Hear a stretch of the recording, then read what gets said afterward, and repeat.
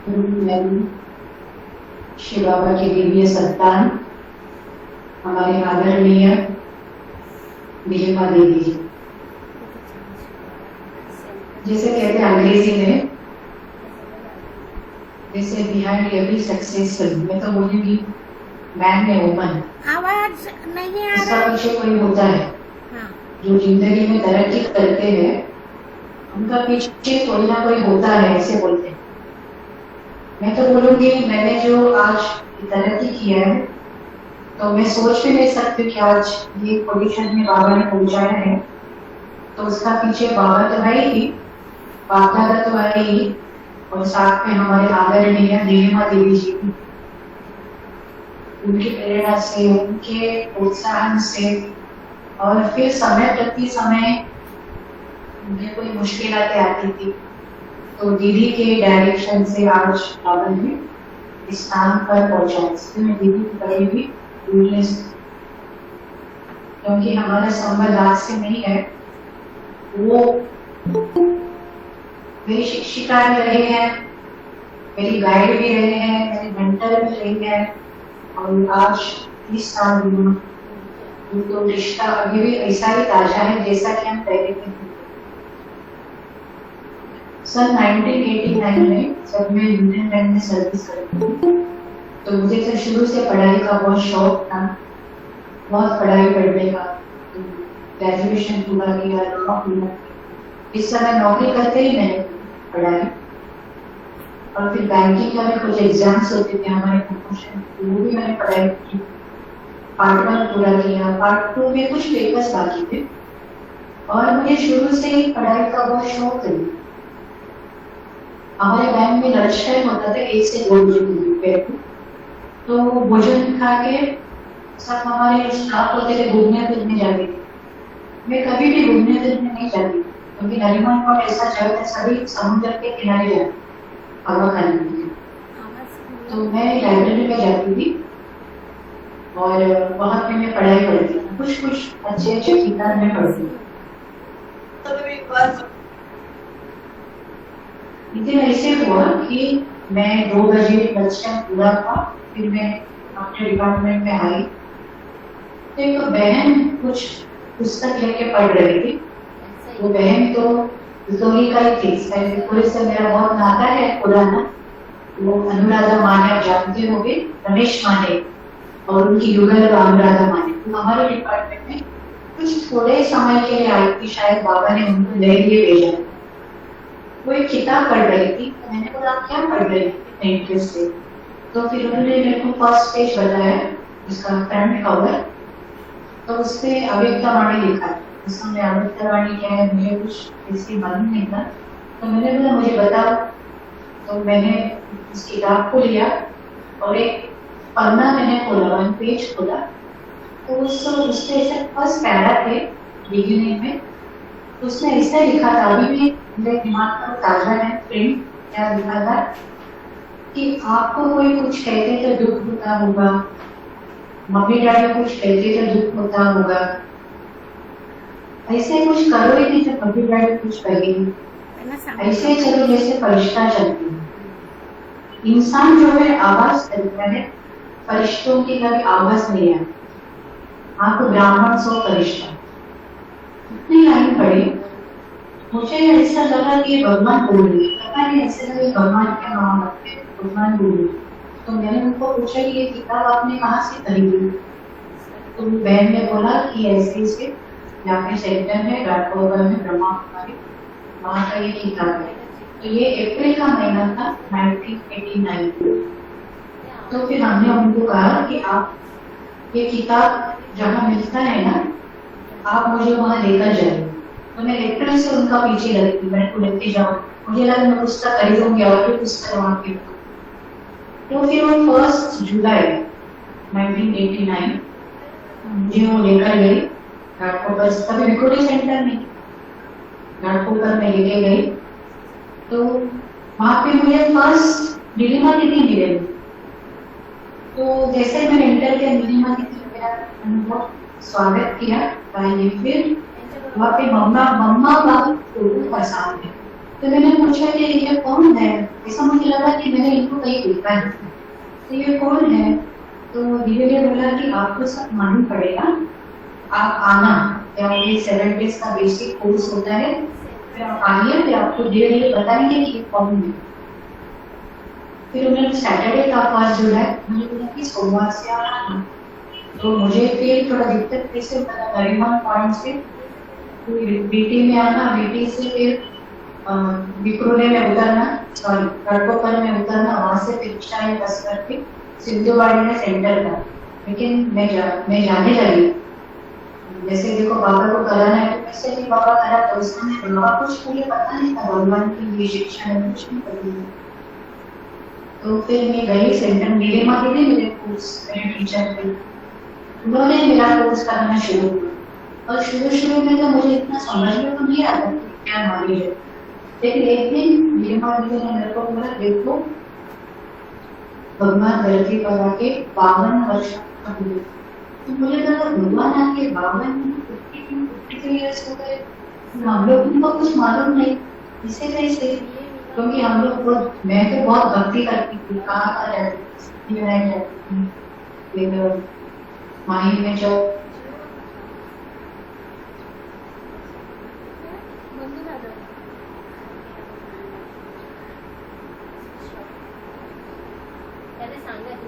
कुछ नहीं करते थे, क्योंकि जॉब में जाना होता था, सवेरे 8 बजे निकलना होता था, रात को घर में आना होता था। सीता दीदी थोड़ा सा आवाज क्लियर नहीं है, इको हो रहा है थोड़ा सा। अच्छा, क्या कर रहे थे? आवाज इको हो गई तो बताइए, क्या करना पड़ेगा? हाँ, बिना माइक का बोल के देखिए। ईयरफोन लगाना पड़ेगा या ऐसा ही बोलूं? हाँ, ऐसा ही बोलिए बिना माइक का। हाँ, 2 मिनट बोलिए ना। हाँ, सवेरे अभी आवाज आ रहा है? एकदम फर्स्ट क्लास। हाँ, अभी आ रहा है? बहुत बढ़िया आवाज आ रहा है। Okay, thank you. हाँ, फिर ऐसे घर में सोई थी मैं, सवेरे 4 बजे का समय था। तो मैंने देखा कि सामने वो जो उस समय शिव बाबा इतना कुछ ऊंचा नहीं थी, सेंटर में ट्रांसलाइट देखा था बाबा का, रेड ट्रांसलाइट।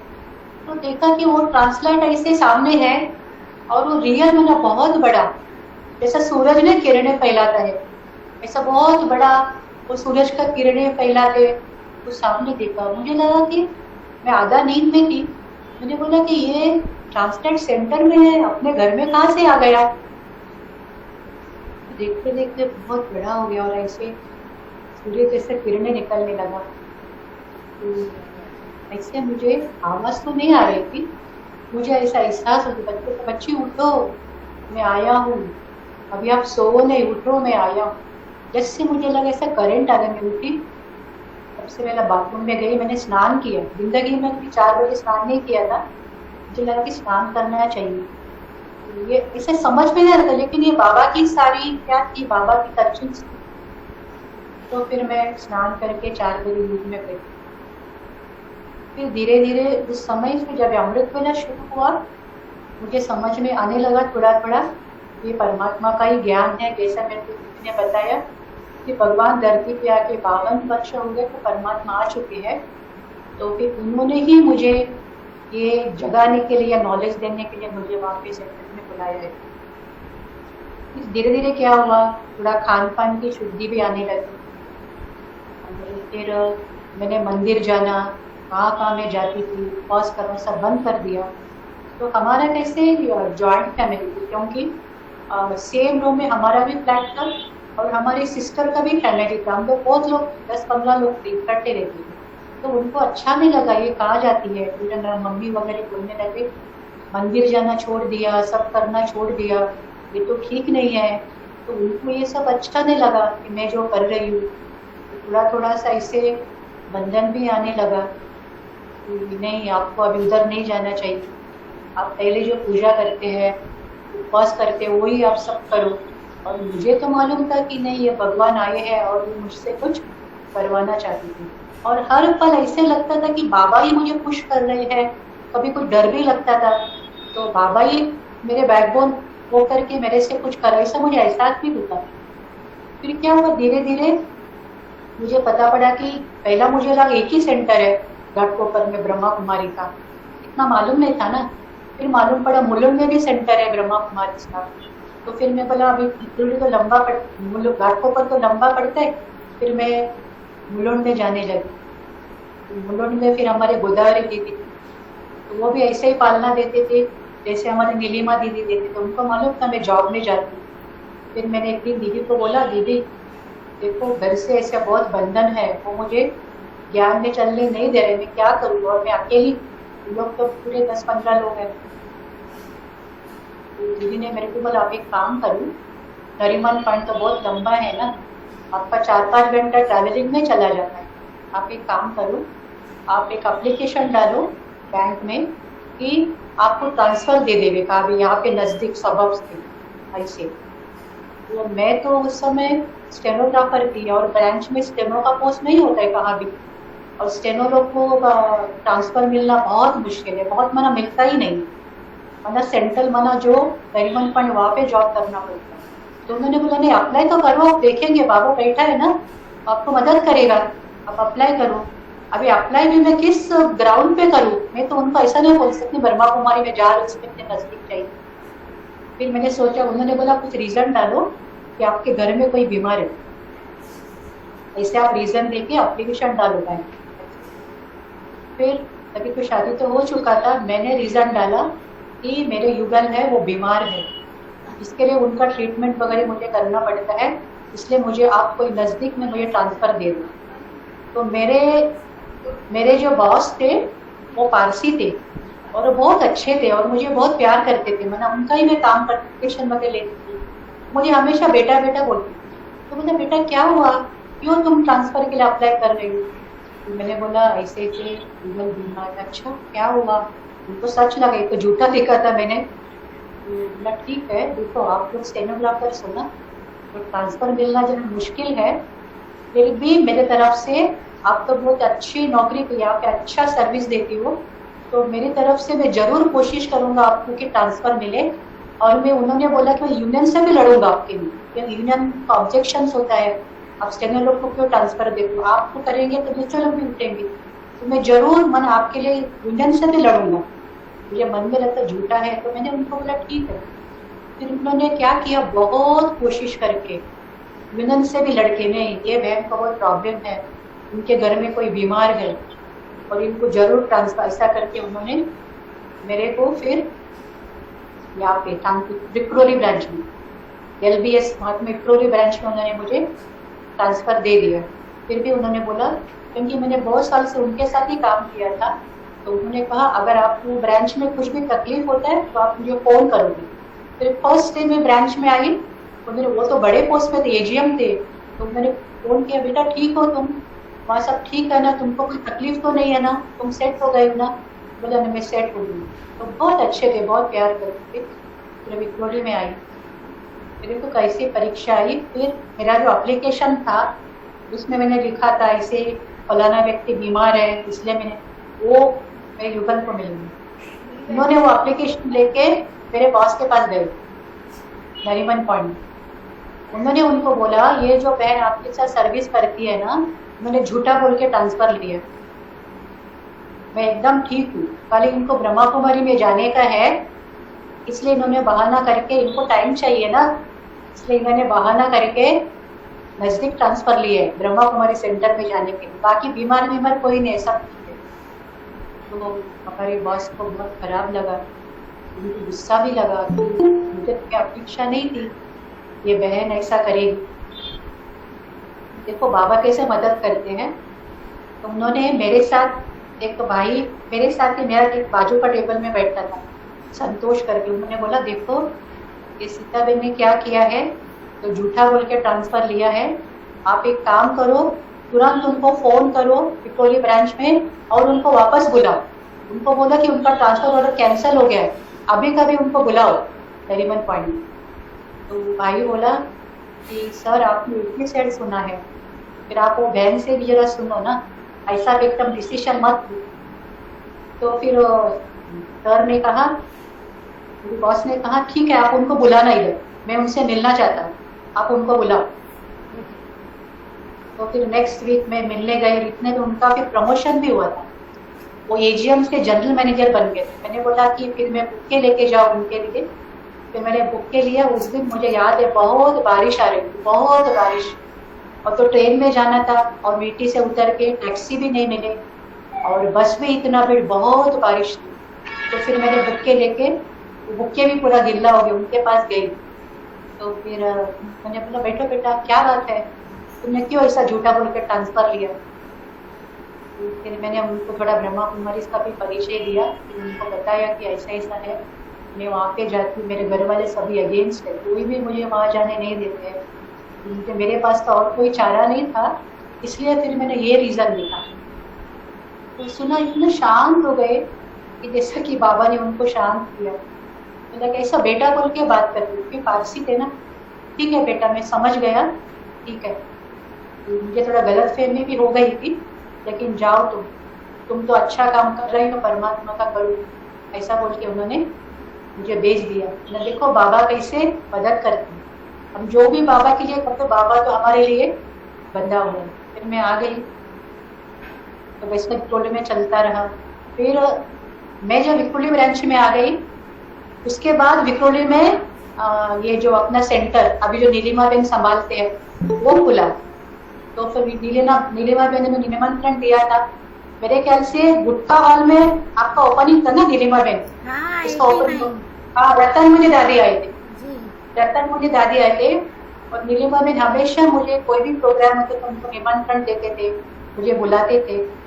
तो फिर मुझे बुलाया था और मेरे को दीदी ने रतन मुझे दादी से मिलाया, और मुझे याद है उस समय आप लोगों ने समोसा बनाई और दादी ने, रतन मेरी दादी ने अपने हाथ से मुझे समोसा खिलाया। इस प्रकार बहुत पालना हो, क्योंकि बाबा ने शायद मुझे उनकी पालना के लिए विक्टोरिया में भेजा था, तो बहुत अच्छा पालना नीलिमा बहन से मिला। बाबा भी मना, और बाबा तो है ही भगवान है, उनको तो किसी से कार्य करना है तो बाबा को फिर मदद तो करनी। फिर मैं विक्टोरिया ब्रांच में आई, फिर ये भाई साहब जुड़े ने विक्टोरिया ब्रांच में। एक दिन क्या हुआ कि ऐसे बैंक में आई, तो देखो उधर से तो उनका प्लान फेल हो गया ना, कि वो तो शांत हो गए।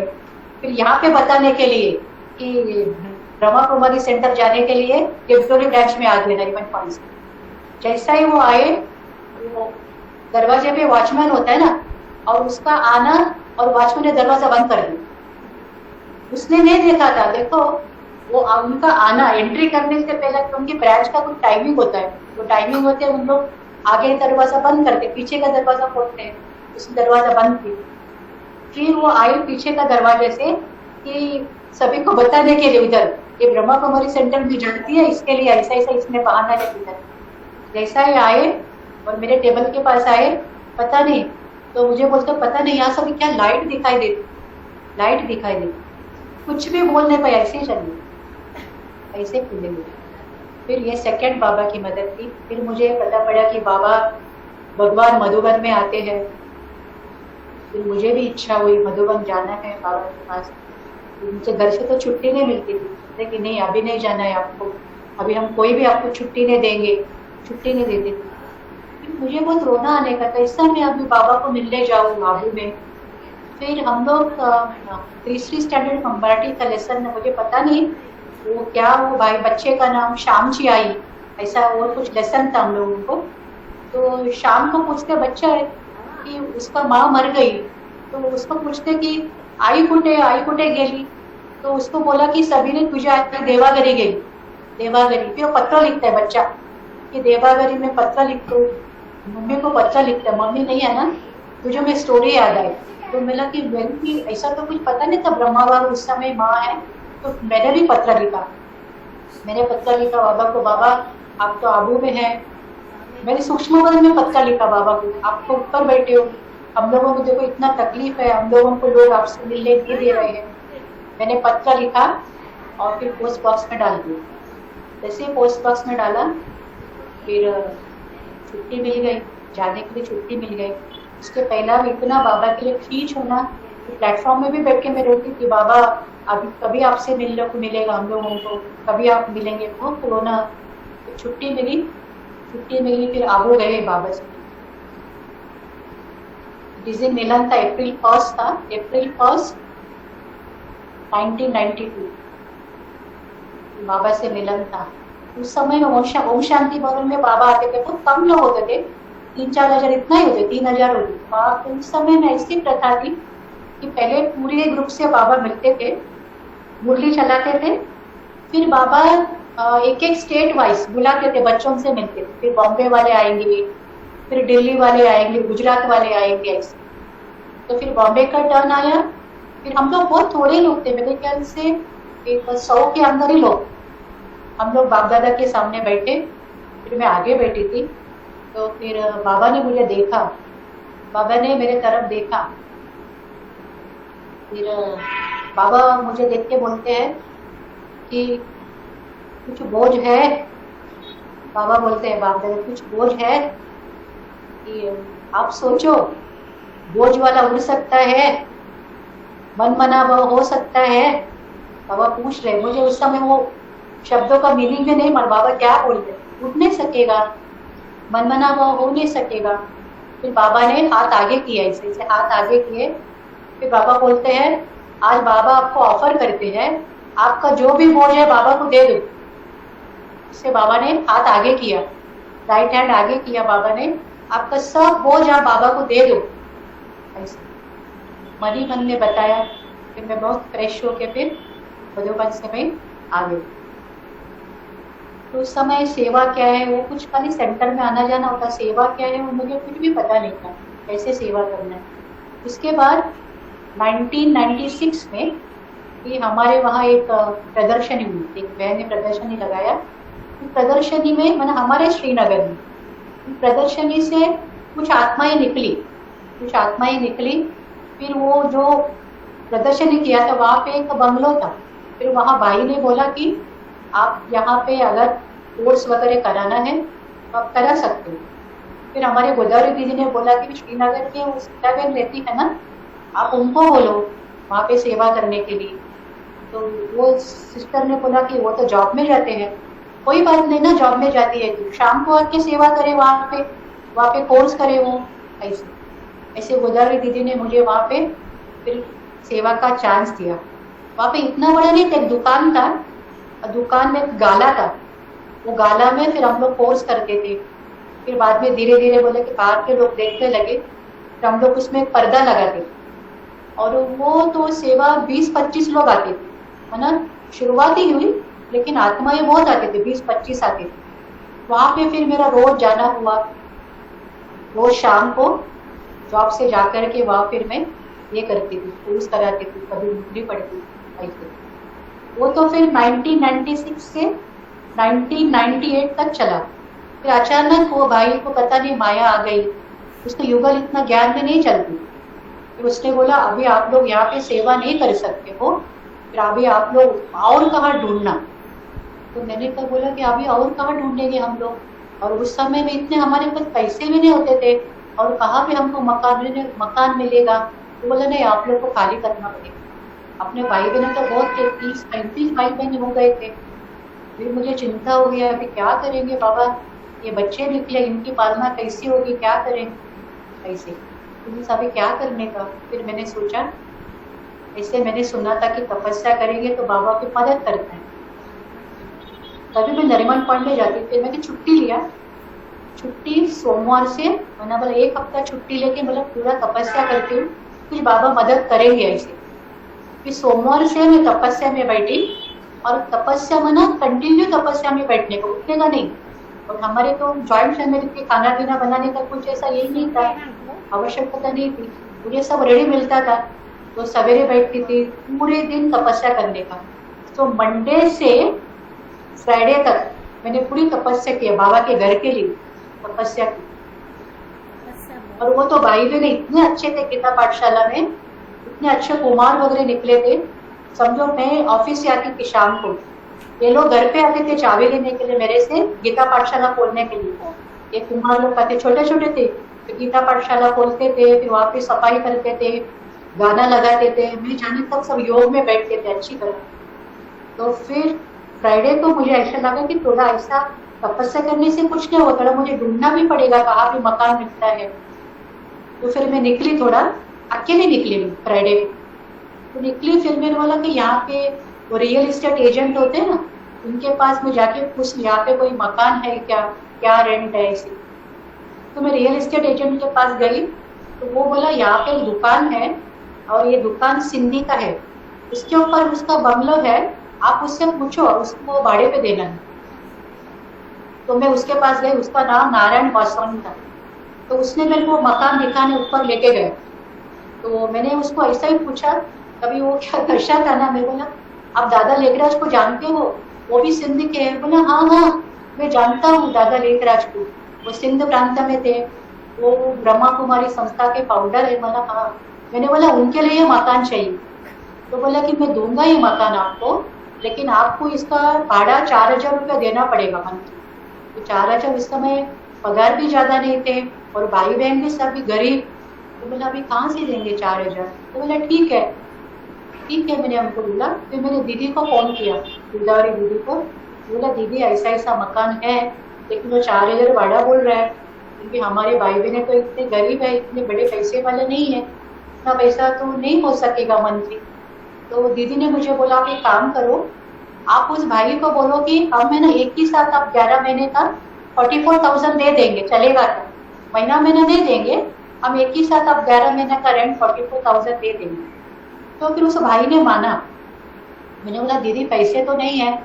दीदी बोला कि सीता मैंने काम करो, मैं आती हूँ आज शाम को, आप है ना सभी भाई बहनों को बुलाओ, जितने भी भाई बहने गीता पाठशाला से निकले हैं ना, उन सभी को बोला टोटल सभी आ जाए शाम को 6 बजे के टाइम, सब आ जाए। तो सभी को बताया और सभी आ गए। और वो क्या कि अपने घर वालों को लेकर आए, सभी मकान चाहिए बाबा को, मतलब ज्ञान में नहीं चलते तो उनका मित्र संबंधी सभी को लेकर आए। और वही मकान जहाँ देने वाले थे, वो भाई से हमने परमिशन दिया, देखते हम लोग क्या पे ज्ञापन करेंगे, उसने छुट्टी दिया था। हम लोग सब वहाँ पे बैठ गए, बहुत लोग थे, मेरे ख्याल से देखो 40-50 लोग इकट्ठे हो गए। फिर गोदावरी दीदी ने थोड़ा क्लास किया, दीदी ने बोला देखो ये भगवान का काम है, और भगवान तो परम धाम से आए, पैसे तो नहीं लेके आता है, भगवान हमको मदद जरूर करता है, लेकिन पैसे तो हम लोगों को यह डालना पड़ता है बाबा की सेवा में। दीदी ने बहुत अच्छा भाषण किया, सभी को इंस्पायर किया। फिर बोला कि चलो आप बहुत गरीब भी हो, कुछ ना कुछ आप जरूर लिखो, एक चिट्ठी, एक बैंक, सबको चिट्ठी दो, कितना भी गरीब के गरीब हो, लेकिन आप जितना भी 10 रुपया जितना भी आप कर सको आप जरूर लिखना बाबा के। तो सभी ने चिट्ठी लिखी, बाबा को चिट्ठी लिख के दिया कि हम रेंट के लिए बाबा के लिए करेंगे। फिर एक बहन को बोला कि आप काउंट करो कितने पैसे जमा होंगे, आप विश्वास नहीं करोगे, कमाल बाबा की 44,000 जमा हो गए। एक नया पैसा भी, ज्यादा नहीं कम नहीं, एग्जैक्ट 44 तक। किसने 10 रुपया भी डाला था, किसने 15 रुपया भी डाला था, तो बरोबर 44,000 पैसे जमा। फिर हमने वहाँ पे शुरू किया, क्लासेस शुरू किए। फिर वहाँ पे अब 1 साल तो गया, 1999। अभी अगला साल वापस लेकिन क्या तपस्या बहुत होती थी वहाँ पे। फिर हमारे पास एक बहन भी आ गई, मैं जॉब में जाती थी, फिर मनीषा बहन भी आ गई, वो भी संभालते थे अच्छी तरह दिन में बाबा का। तपस्या वहाँ पे बहुत होती थी। फिर हमने क्या बोला कि तपस्या से सब कुछ करने का। अभी अगला साल आ गया, अगला साल फिर से मकान ढूंढना पड़ेगा, ये भाई दिया तो ठीक है, नहीं तो फिर हमको ढूंढना पड़ेगा। फिर सब भाई बहने तपस्या करते थे। नुमा शाम को हमारी दीदी को ये मकान का मालिक जो है ना, उसका फोन आया। तो उसने बोला कि ये मकान अभी और 1 साल है ना, आपका तो 11 महीना हुआ, लेकिन मेरे को इच्छा है कि ये मकान मेरे को आपको ही देना है, मैं आपको ही दूंगा। फिर आप आइए पेपर साइन करने, मोनोडीस में रहता था वो, आप पेपर साइन करने के लिए आप हमारे वहाँ आइए और मकान फिर से आप 11 महीने के लिए ले लेना, मैं आपको छुट्टी देता हूँ। फिर दीदी ने पूछा आप रेंट वगैरह नहीं बढ़ाएंगे ना? तो बोला नहीं, रेंट वगैरह नहीं बढ़ाऊंगा, वही रेंट में आपको दे दूंगा, जैसा पिछला बार आपने 44,000 दिया था, ये टाइम पे आप मुझे उतना ही दे देना। फिर मैं और दीदी गए मोनोडीस में, फिर पेपर वगैरह साइन किया। अभी फिर मुझे दीदी को बोलना अच्छा नहीं लगा, वापस अभी क्या करने का ऐसे। फिर मैंने बाबा को बोला बाबा आप देखो अभी वापस अभी कैसे पैसे का 44,000, उस समय में आज से समझो एक 22-23 साल पहले, और पैसे का इतना इजी नहीं होता था, और भाई बहने भी इतने थे, और पता नहीं है अभी तो समय अलग है, इतना पैसे का सब बंदोबस्त नहीं होता था। फिर मैं बाबा को बोला, बाबा आप देखो अभी कैसे करना है, आप मुझे वापस इन लोगों को बोलो, कैसा अच्छा नहीं। शाम को नुमा शाम का योग में 6:15 तक मैं आती थी सेंटर में जॉब से, 6:30 से 7:30 हम लोग पावरफुल योग करते। फिर मैं योग में बैठी थी, एक भाई आया और चेयर के पास एक थैली रख के चला गया। एक थैली थी, मुझे लगा कि क्यों थैली रख के चला गया। फिर बाद में क्लास हुआ, योग हुआ, क्लास हुआ, थैली खोल के देखा, वो थैली में 44,000 पैसे थे, एग्जैक्ट 44,000 पैसे थे। तो उसने वो पैसे भाड़ा के लिए दिया, अगला साल का भाड़ा। तो हम लोग फिर 2 साल वहाँ पे रहे। फिर ऐसे अलग अलग मकान को बहुत चेंज करना पड़ा हम लोग को वापिस श्रीनगर में, क्योंकि इतना अभी मकान तो 20 लाख से उस समय कम नहीं मिलता था। बहुत कोशिश करते थे कि कैसा भी, मेरी एक सहेली थी, हम लोग दोनों बहुत कोशिश करते थे कैसा भी करके बाबा के लिए हम लोग नया मकान दे देते। उसके बाद हम लोगों को पता पड़ा कि कॉरपोरेशन की तरफ से एक जगह बन रहा है, क्योंकि वहाँ पे नगर सेवक थे, वो हमारे बहुत सहयोगी थे, हम उनकी सेवा करते थे। तो कॉरपोरेशन की तरफ से एक मकान उधर बन रहा है, तो उन्होंने बोला आप लोग अप्लाई करो उसके लिए, कॉरपोरेशन को जाके एप्लीकेशन दो तो ये आपको मिल सकता है। फिर मैं एप्लीकेशन हमने वगैरह किया, लेकिन वो मकान में ऐसा था, नीचे एक भजन मंडली वाले थे परमार, उन लोग वहाँ पे भजन करते थे, परमार्थ निकेतन वाले पर, उनका भी एप्लीकेशन था। तो मकान का एक्चुअली स्ट्रक्चर ऐसा था, नीचे वो परमार्थ निकेतन के बहुत साल को भजन कर रहे थे, तो उनको मिलने वाला था। और फर्स्ट फ्लोर ये अपना आरोग्य केंद्र, म्यूनिसिपल आरोग्य केंद्र रिजर्व था, और ये सेकेंड फ्लोर का वो वाचनालय के लिए रिजर्व था, लाइब्रेरी के लिए रिजर्व था ऐसे। तो फिर वो नगर सेवक भाई बोले आप पूरा कोशिश करो, वाचनालय कुछ नहीं चाहिए, फिर आप लोग अपना सेवा कर सकते ऐसे। तो फिर हम लोग जाते थे, लेकिन जो नीचे वाले परमार्थ निकेतन वाले थे उन लोग बहुत अगेंस्ट थे, उनको उनका वाचनालय बनाना था उधर, तो बहुत अगेंस्ट थे कि हम लोग जाते थे, उनको अच्छा नहीं लगता, हम लोग जाते थे तो आप लोग यहाँ पे नहीं आना है। लेकिन फिर भी नगर सेवक हमको आप हिम्मत नहीं हारो, दीदी आप जाओ, आपका तपस्या करो, आप ऐसा हम लोग को बहुत इंस्पायर करते था। फिर एक दिन आया कि उसका ओपनिंग था, माना उसका ग्राउंड फ्लोर और फर्स्ट फ्लोर हॉस्पिटल का स्ट्रक्चर बन के हुआ था। तो उन्होंने फिर गैदरिंग रखा था, वो मेल करके उसमें पार्टी वाली तो है ना दुनिया में, शिवसेना वाले थे, तो उन्होंने कैंडल लाइटिंग वगैरह किया, और कैंडल लाइटिंग शाम को 7 बजे था। अभी पता नहीं कैंडल लाइटिंग के टाइम में हम लोग ने बहुत योग किया था भाई बहनों ने, हम लोग भी गए थे उस कैंडल लाइटिंग में ओपनिंग। पता नहीं ये जो हमारा भाई था नगर सेवक, उसका नाम मनोज, कहाँ से आया पता नहीं, वो तुरंत आया, वो भी कैंडल लाइटिंग किया। उसके बाद सभा करी, सभी लोग बैठे थे, ओपनिंग था ना, नीचे का ground floor plus first floor का ओपनिंग था। तो फिर भाषण किया, उसने बोला ये वो स्ट्रक्चर है, एक ग्राउंड फ्लोर में कलावती आई के लिए, और फर्स्ट फ्लोर है आरोग्य केंद्र, और सेकंड फ्लोर से जोर से बोला प्रजापिता ब्रह्मा कुमारी वाले बैठेंगे इसमें। किसी ने भी कुछ भी नहीं भी आवाज नहीं उठाई, तो जोर से बोला इन लोग यहाँ पे बैठे, सबके सामने। फिर ये हुआ कि हम लोग वहाँ पे बैठे, फिर हम लोग आ गए यहाँ पे। इतना ऐसा कच्चा बिच्चा था ना, वो बना हुआ नहीं था। अभी मैं जॉब पे जाती थी 2007 में, 2007 में हम लोग इसमें आ गए। लेकिन यहाँ आ गए, यहाँ भी इतनी परीक्षा आई, तो नीचे वालों को अच्छा नहीं लगा। जिस दिन हमने ओपनिंग किया, उन्होंने ब्लैकआउट किया, लाइट काटा, लाइट का वायर काटा, पानी सप्लाई बंद किया, बहुत तरह से तकलीफ देने लगे ताकि हम लोग यहाँ से निकल जाए। लेकिन हमने तो हिम्मत नहीं हारी थी, बहुत सारे मुश्किलातें हुए। भाई बहन बिस्लरी में पानी ला के देते थे हम लोगों को खाना बनाने के लिए, लाइट का वायर वगैरह काटा हुआ था, हम लोगों को लाइट नहीं थे, अंधेरे में हम लोग सोते थे ऐसे। एक दिन क्या हुआ, एक दिन मैं नौकरी से आके रात को ऐसे बैठी थी, ऐसे दरवाजे में दस्तक हुआ, कोई दरवाजे में, रात का 9 बजे का समय था, दरवाजे में किसी ने नॉक किया। हमने बोला दरवाजे से देखा तो एक तो बहन थी, तो हमने दरवाजा खोला, वो बहन अंदर आई, ओम नमः शिवाय, ओम नमः शिवाय बोलते बोलते। लेकिन फिर क्या उसका पीछे कम से कम 500 बहनें, नीचे के पूरा टोली जो है ना, उनका पूरा संगठन माता उनका पूरा ऊपर आया था, पूरे हॉल को घेर लिया उन लोग। उन्होंने बोला आज आप निकल जाओ। मैंने उसके पहले क्या किया था, पूरे दरवाजा व्यवस्था सब बंद किया था, काला चाबी डाला था और हमारा नाम इरेज किया था। हमने नीचे नाम लिखा था प्रजापिता ब्रह्मा कुमारी, उसके ऊपर व्हाइट पेंट लगाया। सब उनका तैयारी थी कि आज हमको यहाँ से निकालना है, इन लोगों को निकालना है यहाँ से। तो फिर मैं तो नीलिया में जैसे मैं ड्रेस में थी क्योंकि मैं ऑफिस से आई थी ना, इसलिए तुरंत मैंने बोला कि फिर ड्रेस वगैरह चेंज कर लिया।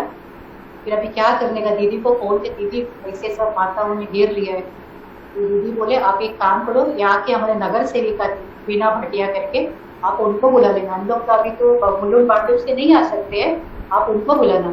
फिर दादी वीना भाटिया नगर सेविका, एक्स नगर सेविका थी, वो आ गई। फिर इतना मतलब पूरा हॉल भर गया था। इन लोग हमारे बहनों को भी हाथ पकड़ के आप निकल जाओ, आप निकल जाओ, यहाँ से निकल जाओ। ऐसे हम भी ऐसा बैठे थे, वो भी बैठे थे, हम बाबा की याद में बैठे थे। रात का 12 बज गया, पूरे रास्ते में भी लोग खड़े थे। इतने में हमारे पहचान का भाई आ गया ऊपर। तो वो बोला दीदी आप यहाँ क्यों बैठे हो, नीचे पुलिस आई है, आप जाओ नीचे। वो नीचे वालों ने परमार्थ निकेतन पुलिस को घेर लिया है, वो कुछ बता रहे हैं आप लोग के बारे में, आप जाओ नीचे। तो फिर मैं नीचे गई और जैसा ही पुलिस ने मुझे देखा, इंस्पेक्टर था कोई, वो उनको छोड़ करके मेरे पास आ गया। तो फिर बोला क्या बहन क्या तकलीफ है। तो मैंने कहा देखो हम लोग यहाँ पे 2-3 मिनट से भी रहते हैं, लेकिन आज इन लोग ने हमको घेर लिया है। इन लोग बोल रहे हैं कि हमको आप यहाँ से निकल जाओ, ऐसे बोल रहे हैं। तो बोला कि ठीक है आप चलो मेरे साथ ऊपर। तो फिर ऊपर आ गया, ये तो जगह भी नहीं थी, पूरा इन लोग घेर लिया था। ऊपर आया, फिर बोला बहन इधर आओ, मुझे बुलाया और बोला आप ये बताओ 2-3 महीने से यहाँ पे कौन कौन रहते थे, आप उनका नाम लो। तो फिर मैंने मेरा नाम लिया, गीता बहन, फिर मनीषा बहन मेरे साथ रहती थी, फिर प्रमीला बहन की मैंने नाम लिया। तो उस इंस्पेक्टर ने जोर से बोला कि सीता बहन, प्रमीला बहन, मनीषा बहन, इन तीनों को छोड़ करके सभी इस जगह खाली करो, अभी का भी खाली करो। अगर आप खाली नहीं करेंगे तो मुझे एक्शन लेना पड़ेगा। उसने जोर से बोला। डर गए सब, एक एक माता उठ के सर नीचे डाल के बस खाली कर दिया, पूरा चले गए। उसने बोला कि आप नहीं उठेंगे तो मुझे एक्शन लेना पड़ेगा। सब चले गए। फिर इंस्पेक्टर ने बोला बहन मैं माउंट आबू जाके आया हूँ, मैं आपके कार्य को जानता हूँ, आप सब बहनें कितनी सेवा करते हो लोगों की भलाई के लिए। फिर बोला अभी आप एक एमसी लिखो, कंप्लेंट लिख के पुलिस स्टेशन में डालो, ये लोग आप लोग को हैरेस करते हैं। और फिर उसने उसका नंबर दे के गया कि अगर आगे से आपको कुछ भी इन लोग तकलीफ देते हैं आप मुझे ये नंबर पे फोन करना, क्योंकि बाबा ने ऐसा व्यक्ति को भेजा था जो माउंट आबू होके आए, उसने बाबा के कार्य को पहचाना था। इस प्रकार उससे भी क्या हम लोगों को बाबा ने बचाया। इस प्रकार मकान में 1-2 ने तरह के पेपर आए, तो बाबा ने हर बात से बचाया। और ये मकान हम लोगों को ये फ्री मिला हुआ था, कोई पैसे नहीं भरे थे। नीलिमा दीदी इस मकान में आए थे और फिर उसके बाद वही भाई ने हम लोगों को 2016 में वही नगर से एक गार्डन भी हम लोगों को दी, एक गार्डन दिया, उस गार्डन में पोषक दिया। वहां भी नीलिमा दीदी का आने का था, लेकिन कुछ कारणवश आ नहीं पाए।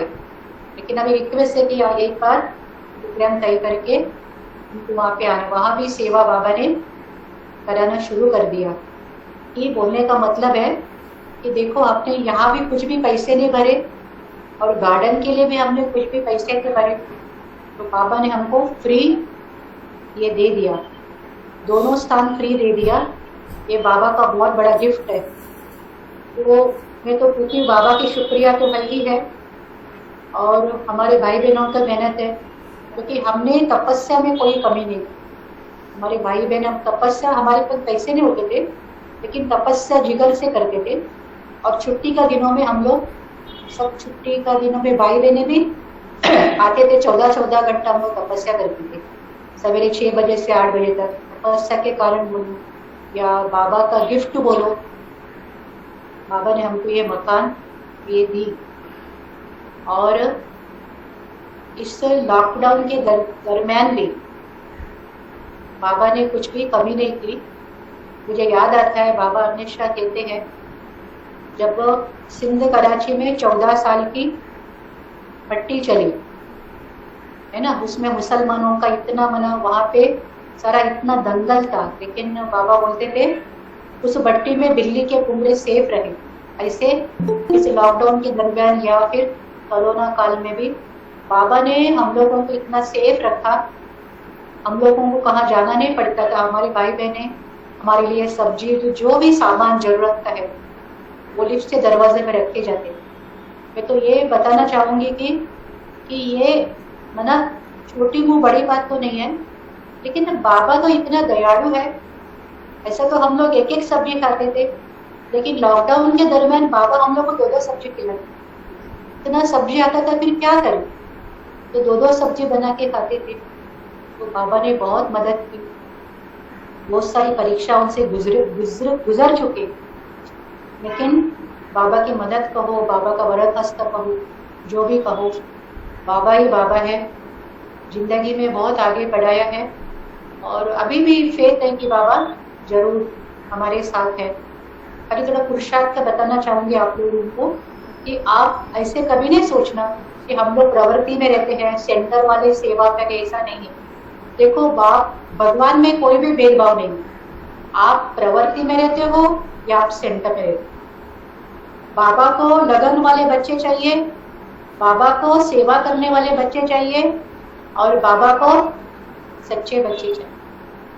और ऐसा हैंड बाबा को मिलता है, बाबा उनके द्वारा सब करत। इसलिए आप भले प्रवृत्ति में रहते हो, आप जी जान से बाबा के सेवा में जुटे जाओ। आप कोई बात के लिए आगे पीछे नहीं सोचना। अगर आप एक कदम हिम्मत का बढ़ाएंगे और हजारों कदम से बाबा मदद करेंगे। लेकिन प्रॉब्लम क्या होती है, एक कदम हिम्मत का बढ़ाने के लिए भाई बहने डर जाए। डरो मत, भगवान आए हमारे लिए, और हम सभी को भगवान का काम करना है, उनको दुनिया में प्रत्यक्ष करना है। जब तक हम कड़ी मेहनत नहीं करेंगे, भले वो योग का बोलो या सेवा का बोलो, तो बाबा की प्रत्यक्षता कैसी होगी। आप ये भी नहीं सोचना कि अरे बाबा की प्रत्यक्षता कोई तो करेगा, लेकिन हम निमित्त बने ना। हमारे मन में ये हो कि कोई ना करेगा वो तो बात है, बाबा प्रत्यक्ष तो हो ही जाएगा, लेकिन मैं निमित्त बनूं बाबा को प्रत्यक्ष करने के लिए। ऐसे हर एक भाई बहन का मन होना चाहिए। आप भी जिगर से आपके सेवा केंद्र के सेवा में आप जुट जाओ, आप समय दो। भले आप घर पे समय कम दो, लेकिन बाबा को समय दो। क्यों? क्योंकि बाबा 5000 वर्ष में एक ही बार आते, संबंध तो बाद में मिलेगा। बाबा हमको फिर से नहीं मिलेगा, ये दिन फिर से नहीं आएगा। फिर बाबा चला जाएगा, फिर हमको रोना पड़ेगा, वो बाबा चलेगा। इसलिए बाबा का होते, बाबा के छत्र छाया में होते, बाबा के अंग संग होते, हम उनकी सेवा करें। और सेवा तो कुछ नहीं, कर्तापन का भाव ही नहीं है। तो एक कदम बढ़ाओ, सिर्फ मन लगाओ, तो बाबा हमको बहुत आगे बढ़ते। अभी लॉकडाउन में भी हम लोग ऐसा नहीं कि पुरुषार्थ छोड़ दिया है। कि मैं ये बताती हूँ कि पुरुषार्थ करते मैं इसलिए नहीं बताती हूँ, इसलिए बताती हूँ कि आप लोगों को भी प्रेरणा मिले, इसलिए मैं बताती हूँ। हम लोग 2 बजे उठते हैं, तपस्या करते, वो भी हम स्नान वगैरह करके उठते। ऐसा तपस्या में भी पूरे फ्रेश होके हम लोग तपस्या करते हैं। हम लोग 5-6 बजे तक तपस्या करते हैं, 6 बजे तक तो हम लोग बैठते हैं। उसके बाद भी हमारा रूटीन होता है, जो भी है वो भी हम बाबा के याद में करते हैं। बाबा का याद में 8 साढ़े 8 बजे तक रहते हैं। उसके बाद जो भी थोड़ा स्कूल सेवा वगैरह, शाम को भी हम लोग 5:30 बजे तक अपना काम वगैरह निपट करके हम लोग योग साधना में बैठते हैं। वरना संगम युग पर जितना भी हम बाबा के लिए हम करें वो कम है। और बाबा 1000 गुना नहीं, बाबा तो कदम गुना देते, लेकिन करने वाले के लिए हिम्मत चाहिए। मैंने मेरे जिंदगी में कभी नहीं सोचा था कि मैं ऐसे सेंटर में आऊंगी और मैं सेंटर संभालूंगी और बाबा ये सब मुझे दे देगा, ये मुझे कुछ भी ना मन में था ना चित्त में था। ये सब बाबा ने, है ना, जो हमारी लगन होती है तो बाबा भी बंधा हुआ है। ये सब बाबा ने गिफ्ट दी, जिंदगी में बहुत आगे बढ़ाया, और अभी भी उम्मीद है कि बाबा आगे बढ़ाएगा। बाबा को सिर्फ चाहिए, बाबा को ऐसा भी नहीं चाहिए आपका क्वालिफिकेशन चाहिए, आप बहुत पढ़े लिखे, ऐसा भी कुछ भी नहीं चाहिए। बाबा को सिर्फ चाहिए सच्चा दिल चाहिए। बाबा को जिगर चाहिए, सच्चाई से रहे, हम जिगर से रहे, और रोज एक काम करो, रोज रात को बाबा को चाट दे, भूलना नहीं। अगर आप कोई गलती भी करते हैं वो भी बाबा को लिखो। आपके पुरुषार्थ में कुछ कमी भी होती है, आप बाबा को लिखो। आप देखो बाबा कैसे मदद करते। कभी कभी मैं बाबा को इसलिए बताती हूँ, आप लोग भी ऐसा करो। कभी कभी बाबा को लिखते, बाबा 2 बजे तो मैंने उठा, लेकिन मेरे को झुटका आई, बाबा योग नहीं लगा। फिर अगला दिन देखते तो बहुत पावरफुल योग हो गया। बाबा फिर मदद करते हैं। फिर मैं बाबा भी नुमा शाम में भी होता है।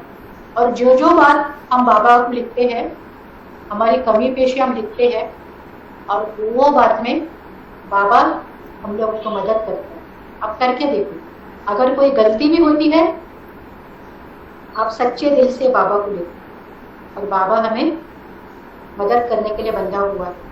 और संगम योग पूरा ही बाबा और बच्चों का युग है। भले वो तो विश्व परिवर्तन तो है, सत्युग आने वाला है, विश्व परिवर्तन का बेला तो है, लेकिन आप ये सोचो बाबा और बच्चों का मिलन का युग है, बाबा और बच्चों का प्रेम का युग, बाबा और बच्चों का साथ रहने का युग है। जितना भी आप बाबा को जिस भी कार्य में आप यूज करना चाहो, बाबा को यूज करो। ऐसा नहीं कि समस्या ही नहीं आएगी, ये भी नहीं सोचना, समस्या तो आएगी, और समस्या ये सबके सामने है। समस्याओं से डरना नहीं। समस्या होते हुए भी कोई कोई बोलते हमारे परिवार में ये समस्या है, हमारे इसमें ये समस्या है, हमारे घर में ये नहीं चलते हैं। आप वो सब बातों को छोड़ो, समस्या तो मेरे सामने भी है, सब है। उन सब होते हुए भी बाबा की याद में, बाबा की सेवा में अपना जिगर दो। फिर आप देखो आपकी समस्याओं को बाबा संभाले, है ना। जैसा कोई मिलिट्री में होते हैं ना, मैं हमेशा एग्जाम्पल ले लेती, मिलिट्री में होते हैं तो उनका परिवार का, वो देश के लिए काम करते हैं, उनका परिवार का देखभाल सब गवर्नमेंट को करनी पड़ती है ना, सब गवर्नमेंट देता है। ऐसे देखो हम किसके सेवा में हैं, हम ईश्वर की सेवा में हैं, तो फिर हमारे परिवार की संभाल, जो भी ऊपर नीचे होता है, कोई बीमार होता है, वो संभाल भी बाबा को करनी है, क्योंकि हम बाबा की सेवा में है ना। हम हमारा समय हमारे लौकिक को नहीं दे सकते हैं, लेकिन वहाँ अगर हम बाबा की सेवा करते हैं तो बाबा हमें जरूर मदद करें। आप सब बातें बाबा को बताओ, और मैं आपसे, विक्रोली परिवार से मैं उम्मीद रखती हूँ, आप सभी नीलिमा बहन को बस सहयोग दो। आप सभी अपना हाथ बढ़ाओ। तो उनको तो बहुत इंटरेस्ट है, वो पहले से ही बहुत एक ऐसी आत्मा है, स्पार्क में भी उनको तो इतना इन्वेंशन का सारा शौक है। नीलिमा मैं देखती हूँ इतना उनको शौक है इन्वेंशन का, नई नई बातें करने का। तो हम लोग तो थोड़ा सा ट्रैवलिंग का डिस्टेंस है, आना जाना थोड़ा दूर पड़ता है, तो आप सभी उनको बहुत सहयोग दो, तो विक्टोरिया सेंटर भी बहुत उन्नति को प्राप्त कर सकते। देखो हर कार्य के लिए संगठन की जरूरत होती है, संगठन के बिना कोई काम होता नहीं है, संगठन में शक्ति होती है। तो आप सभी जी जान से अपने परिवार का संभाल भी बाबा के हाथ में दे दो। आप नीलिमा बहन के साथ ईश्वरीय सेवा में जो सेवा तो बहुत करते हैं, और विक्रोली का नाम भी है, मधुबन में भी विक्रोली का नाम लेते हैं, और मुझे भी गर्व है कि मैं भी इस परिवार से जुड़ी हुई हूँ, क्योंकि मुझे तो बाबा का जो परिचय मिला विक्रोली के बहन से मिला, और मैं जब टीचर बनी वो भी विक्रोली का बहन मेरा टीचर बनी, और मैं जब ट्रांसफर हुआ मेरा विक्रोली ब्रांच में ट्रांसफर हुआ। जब विक्रोली से मेरा बहुत पुराना नाता है, आगे भी रहेगा। और मुझे ऐसा लगता है कि मैं टीचर हूँ, मैं तो हमेशा बोलते मैं उनकी स्टूडेंट हूँ, और वही प्यार मुझे 30 साल पहले देते थे, अभी भी वही प्यार मुझे देते थे। इसलिए मुझे वो सब लगता नहीं है कि वो नहीं लगता है, मैं टीचर मुझे कभी नहीं लगता। और मुझे जैसे पढ़ने का स्टूडेंट का जो है वो टाइटल मुझे बहुत अच्छा लगा। जैसे जानकी दादी बोलते हैं, हम हमेशा स्टूडेंट है बाबा के, हमें जिंदगी भर तक पढ़ाई पढ़ते थे। इसलिए बाबा है, बाबा भगवान है। हमें नींद में भी बाबा याद आए, हमारे सपने में भी बाबा याद आए। अभी अभी बाबा ने मुर्गे में कहा, आप विश्व सेवादारी हो, आपका 1 सेकंड भी वेस्ट नहीं होना चाहिए। आपके एक सेकंड बाबा की सेवा में, मनसा सेवा में लगना चाहिए। कि बाबा ने अभी अव्यक्तवाणी में बताया किस किस तरह का पेपर आएगा, उस समय में क्या करोगे। 3 बातें बाबा ने बताई, 3 बातें भी आप जीवन में धारण करो तो आपका पुरुषार्थ बहुत अच्छा हो जाए। एक तो बाबा ने कहा शुद्ध संकल्प धारण, कुछ भी हो जाए, कोई भी हमारे से कैसा भी पूछ जाए, शुद्ध संकल्प कभी भी नहीं छोड़ना। बाबा ने बोला शुद्ध संकल्प के लिए भी अन्य आत्मा, शुद्ध संकल्प के द्वारा हमारे मनसा से बदलाव तक बताई कि बाबा ने बोला विघ्न विनाशक, सिर्फ अपने लिए नहीं, विघ्न विनाशक खुद के लिए, फिर हमारे परिवार के भाई बहनों के लिए, सारे विश्व के प्रति विघ्न विनाशक, हमारे प्रति विघ्न विनाशक पर।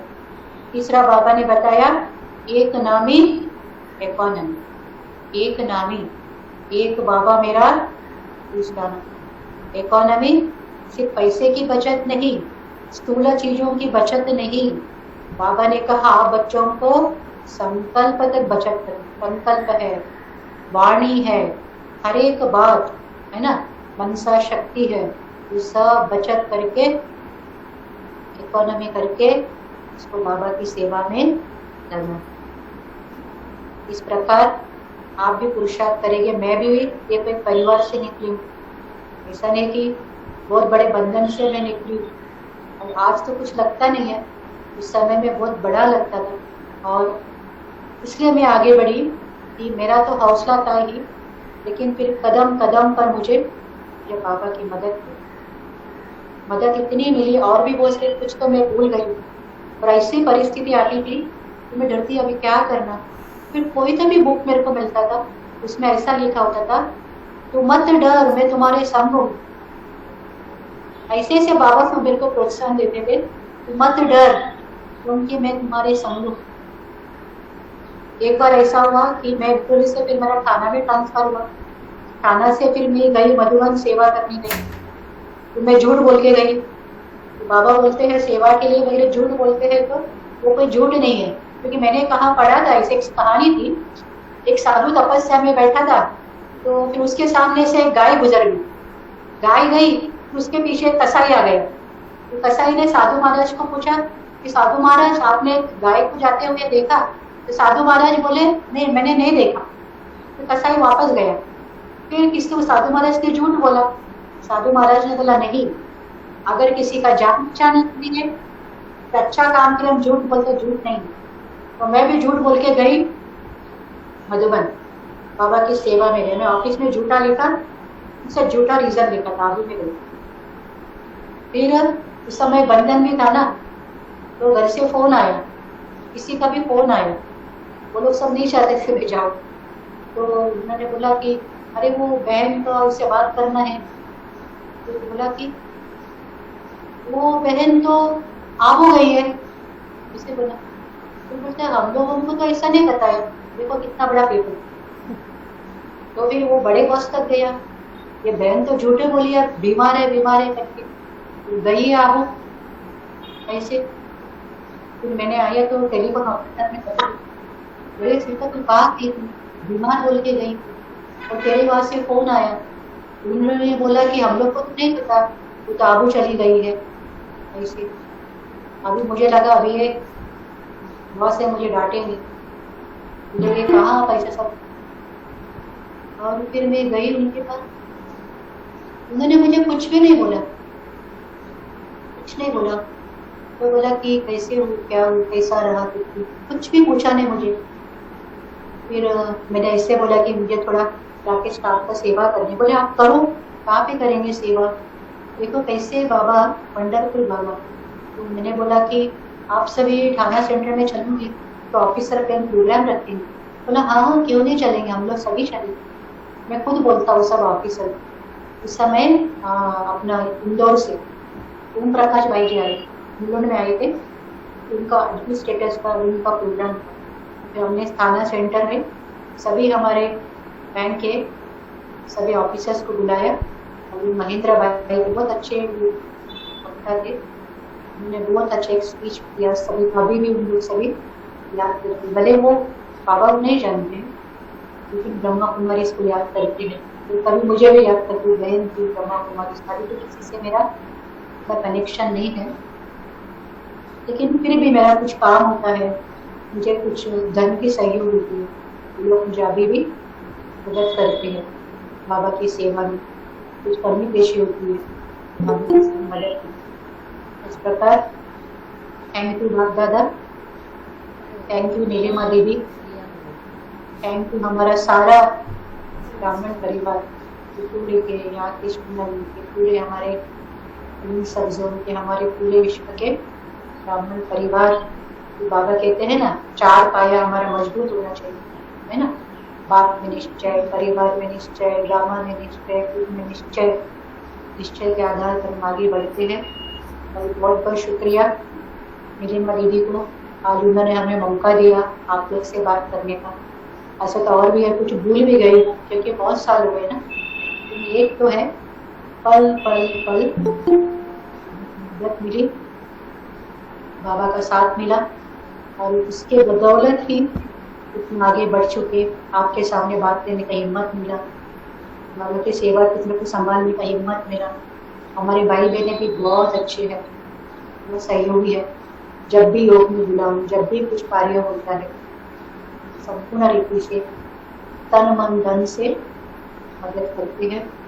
हर कार्य में बाबा के कार्य में हमारे से जुड़े रहते हैं। मैं भी आप सभी को रिक्वेस्ट करूंगी, आप भी, मैंने पहले बताया ही है, बिकोली में भी आप सभी बहुत अच्छे भाई बहन हो। आप भी हमारे नीलिमा दीदी से, उनके भाई बहनों से जुड़ करके बहुत अच्छा सेवा की।